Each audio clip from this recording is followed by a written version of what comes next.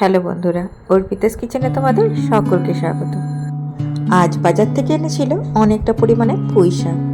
তো পুঁই শাক তো অন্যান্যভাবে আমরা রান্না করে খাই, তো তাই ভাবলাম আজকে মসুরির ডাল দিয়ে পুঁই শাক রান্না করা যায়। এটা খেতে কিন্তু দুর্দান্ত লাগে।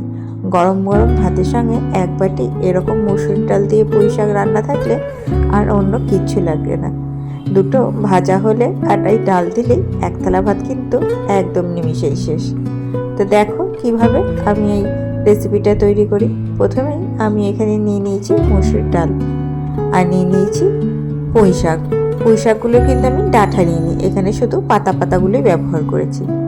এবার মসুর ডালটাকে খুব ভালোভাবে কচলে কচলে 3-4 বার জল পাল্টে পাল্টে ধুয়ে নিতে হবে।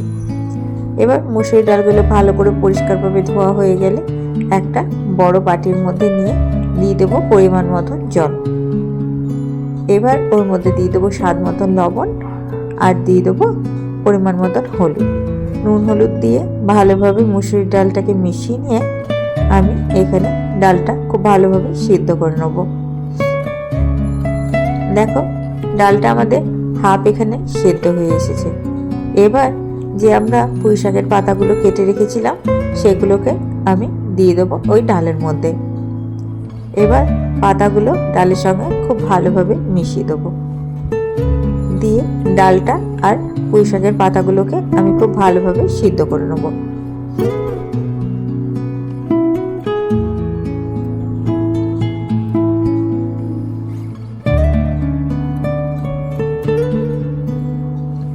আমাদের এখানে পুঁই শাক আর ডাল খুব ভালোভাবে সেদ্ধ হয়ে গেছে। এবার আমরা ডালটাকে নামিয়ে রেখে দেবো। এবার একটা কড়াইয়ের মধ্যে নিয়ে নেব সামান্য পরিমাণে সর্ষের তেল। সর্ষের তেলটা ভালোভাবে গরম হয়ে গেলে ফোড়নে দিয়ে দেবো 2টো শুকনো লঙ্কা আর দিয়ে দেবো কিছুটা থেতো করে নেওয়া রসুন। রসুন আর শুকনো লঙ্কাটা ভালোভাবে ভাজা ভাজা হয়ে গেলে আমি এখানে দিয়ে দেবো কুচিয়ে রাখা পেঁয়াজ। এবার পেঁয়াজ কুচিটাকে আমি খুব ভালোভাবে লাল লাল করে ভাজবো। দেখো আমাদের পেঁয়াজ কুচিটা খুব ভালোভাবে লাল লাল করে ভাজা হয়ে গেছে। এবার ওর মধ্যে আগে থেকে সেদ্ধ করে রাখা ডালটা দিয়ে দেবো।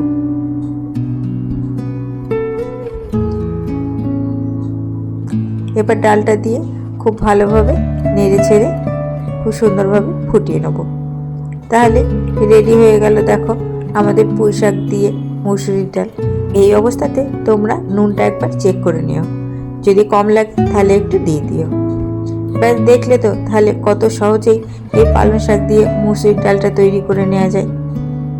তাহলে তোমাদের যদি আমার এই রান্নাটা ভালো লেগে থাকে তাহলে প্লিজ আমার পাশে থেকো আর আমার চ্যানেলটাকে লাইক শেয়ার সাবস্ক্রাইব করে দিও।